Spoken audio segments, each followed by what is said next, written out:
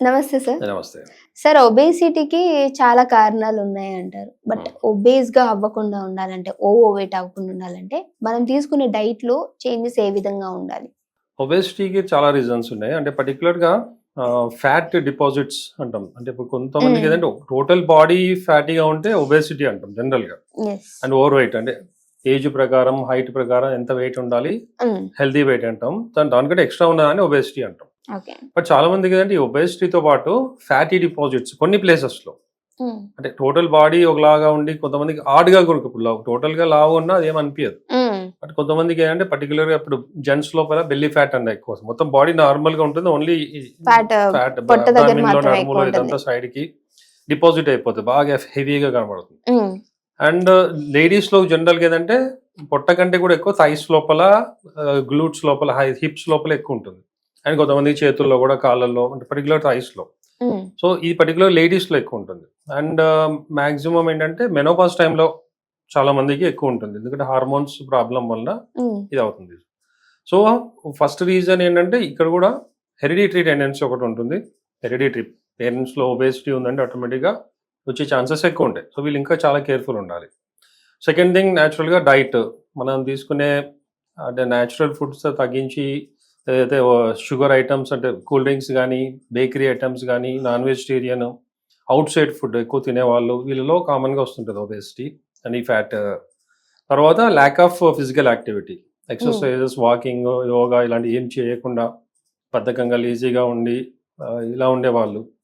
తర్వాత late nights మేలుకునే వాళ్ళంటే night సరిగ్గా నిద్ర లేకపోవడం, ఇర్రెగ్యులర్ డైట్ టైంకి తీసుకోకపోవడం. అంటే కొంతమంది ఏంటంటే మార్నింగ్ లేవడమే లేట్‌గా లేచి బ్రేక్‌ఫాస్ట్ 12కో ఎప్పుడో తిని, హ్మ్. లంచ్ 3, 4 డిన్నర్ 12కో, 1 ఎప్పుడో తిని అలాగే పడుకొని. సో ఇవన్నీ కూడా రీజన్స్. కారణం. సో ఇవి తగ్గాలి. అండ్ ఆఫ్‌కోర్స్ ఆల్కహాల్ కన్జంప్షన్ దాంతో పాటు ఆల్కహాల్ తీసుకున్నప్పుడు దాని థమ్స్ అప్ గాని ఇట్లాంటివి ఏవో తీసుకుంటారు వాళ్ళు ఆల్కహాల్‌తో పాటు. లేదంటే బియర్ తాగడం. సో హ్మ్. ఇవన్నీ కూడా ఫ్యాటీ డిపాజిట్స్ పెరగడానికి ఛాన్సెస్ ఎక్కువ ఉంటాయి ఒబేసిటీకి.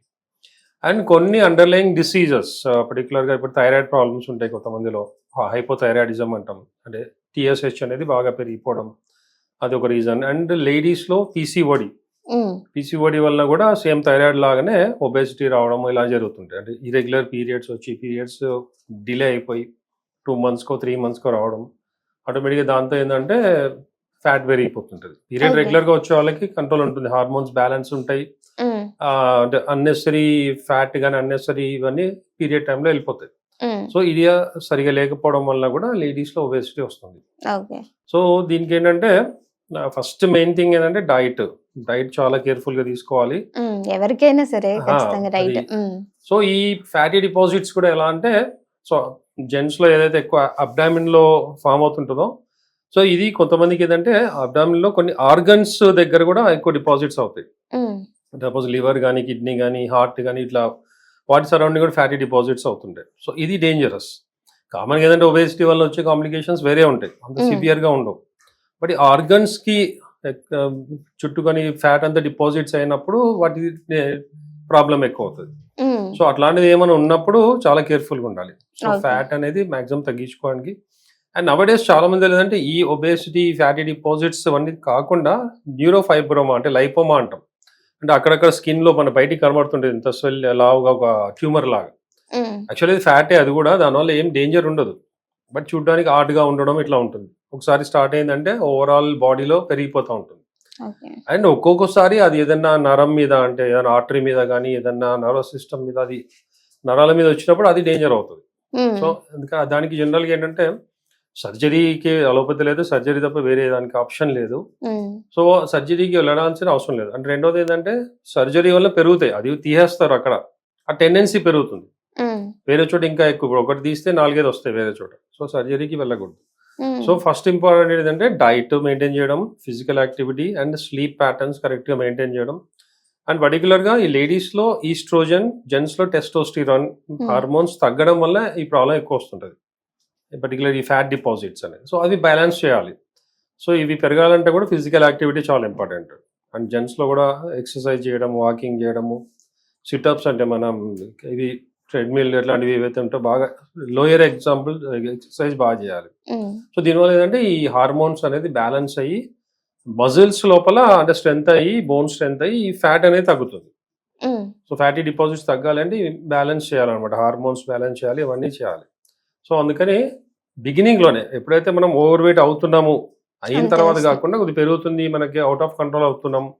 కొంతమంది ఏంటంటే అరే మేము ఎక్కువ తినట్లేదు అయినా కూడా పెరుగుతున్నాం అంటారు. సో అక్కడ సమ్ ప్రాబ్లం ఉంది, మన మెటబాలిజం ప్రాబ్లం కావచ్చు, హార్మోన్స్ ప్రాబ్లం కావచ్చు. సో ఇది ఎందుకు అవుతుంది అనేది ఫస్ట్ చెక్ చేయించాలి. ఇనీషియల్ గానే తీసుకుంటే ట్రీట్మెంట్ అనేది అది పెరగకుండా కంట్రోల్ చేయొచ్చు. సో అందుకని చాలా మంది కొద్దిగా ఫ్యాట్ పెరుగుతుంది ఏం కాదనుకుంటారు. సో దానివల్ల కూడా డేంజర్ వస్తుంది. సో అందుకని కొద్దిగా బ్యాలెన్స్ అంటే వాళ్ళ హైట్ ప్రకారం ఎంత వెయిట్ ఉండాలి, ఆ వెయిట్ మెయింటైన్ చేయాలి కంపల్సరీ. ఓకే, మీ దగ్గర ఏ ట్రీట్మెంట్స్ ఉంటాయి సార్? జనరల్గా ఏంటంటే ఇప్పుడు లైపోమా ఇట్లాంటివి ఏంటంటే చాలా క్రానిక్, అంటే ఫస్ట్ మా ట్రీట్మెంట్ వల్ల పెరగకుండా కంట్రోల్ అవుతుంది, కొత్తవి రాకుండా. దెన్ అది మెల్లమెల్లగా కరిగిపోతాయి. And even fat, belly fat కానీ, ఒబేసిటీ కానీ. సో మామూలుగా ఏంటంటే బిఎంఆర్ ఏదైతే బేసల్ మెటబాలిక్ ఇవి అంటామో, అంటే మన అరగడం బాడీలో డైజెషన్ అనేది సరిగ్గా లేకపోవడం ఉంటుంది. సో అది ఇంప్రూవ్ అవుతుంది మా దాంతో, మెటబాలిజం అనేది ఇంప్రూవ్ అవుతుంది. అండ్ ఫ్యాట్ అనేది ఎక్స్ట్రా ఫ్యాట్ కరగడానికి ట్రీట్మెంట్ ఇస్తాము. అండ్ వాళ్ళకి డైట్ కూడా మెయింటైన్ ఏదైతే చెప్తాం అనమాట, కొద్దిగా కౌన్సిలింగ్ కూడా ఇస్తాం. కొంతమందికి ఏంటంటే డిప్రెషన్ వలన ఇలాంటి కొన్ని రీజన్స్ ఉంటాయి, దానివల్ల నిద్ర పట్టకపోవడం కానీ ఇలాంటివి, దానికి కూడా ట్రీట్మెంట్ ఉంటుంది. అండ్ వాళ్ళకి ఏదైతే డిప్రెషన్ వల్ల చాలా మంది ఏంటంటే ఫుడ్ మీద ఎక్కువ కాన్సన్ట్రేట్ చేస్తారు, ఎక్కువ అది ఇది తినేస్తే వాళ్ళ మైండ్ కొద్దిగా రిలాక్స్ అవుతుంది అనుకుంటారు. సో అది కూడా ఏం తింటే మనకు ఫిజికల్గా మంచిది, బాడీకి మంచిది, అండ్ డిప్రెషన్కి కూడా, మైండ్ కూడా కొంత మన డైట్ ఉంటుంది యాక్టివేట్ చేయడానికి, డిప్రెషన్ తగ్గించడానికి. ఫర్ ఎగ్జాంపుల్ బాగా స్ట్రెస్ ఉన్నప్పుడు ఒక చాక్లెట్ తినండి, చాలా అంటే రిలాక్స్ అవుతుంది మైండ్. సో ఇలాంటి కొన్ని టిప్స్ ఉంటాయి. సో డైట్ ఏమేమి తీసుకోవాలి, ఎక్సర్సైజ్ కూడా మరీ జిమ్కి వెళ్ళి హెవీగా చేయక్కర్లేదు. ఆ స్ట్రెస్ ఉన్నప్పుడు మనకి నిద్ర రావడానికి కొన్ని ఎక్సర్సైజెస్ ఉంటాయి. సో మేము జనరల్గా పేషెంట్స్కి ట్రీట్మెంట్ ఇచ్చి కౌన్సిలింగ్ కూడా చెప్పి ఏమేమి చేయాలి, ఏమేమి చేయకూడదు, డూస్ అండ్ డోంట్స్ అంటాం జనరల్గా. సో ఇవన్నీ కూడా మెయింటైన్ చేయాలి. అండ్ మెడిటేషన్, అంటే నిద్ర రాని వాళ్ళు చాలా ఏంటంటే ప్రిపేర్ అయిపోతారు ముందే, మనకి ఎట్లా నిద్ర రాదని టీవీ చూడడమో లేదా సెల్ పట్టుకొని కూర్చోవడం. సో వాళ్ళకి ఏదంటే అట్మాస్ఫియర్ని ఎలా చేంజ్ చేసుకోవాలి స్లీప్ కోసం, ప్లస్ మైండ్ని ఏ విధంగా ట్యూన్ చేయాలి, ఇది కూడా ఇంపార్టెంట్. సో దాంతోపాటు ఇవన్నీ మెయింటైన్ చేస్తూ మా ట్రీట్మెంట్ వల్ల నిద్ర బాగా వస్తుంది, డైజెషన్ ఇంప్రూవ్ అవుతుంది, ఫ్యాట్ తగ్గుతుంది, ఒబేసిటీ కూడా మెల్లమెల్లగా నార్మల్గా వచ్చేస్తుంది. Okay, thank you so much. నమస్తే.